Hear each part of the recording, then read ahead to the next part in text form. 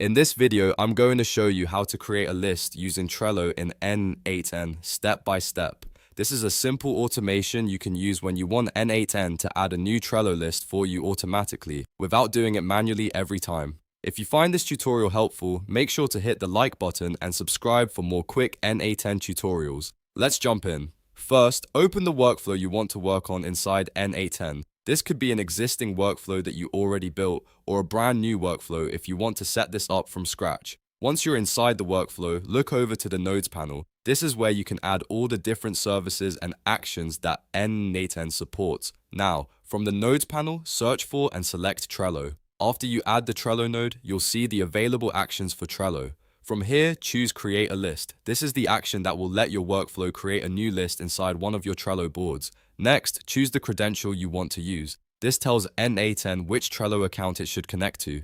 If you already have credentials saved, select the one you want from the dropdown. If not, you'll need to create and connect your Trello credentials first so N8N can access your account properly. After that, configure what you want. Set the board, define the list name, and fill in any other required fields based on how you want the list to be created. Make sure the values are correct, because this determines exactly where the new list will appear and what it will be called. Once everything is configured, your Trello list creation step is ready to use.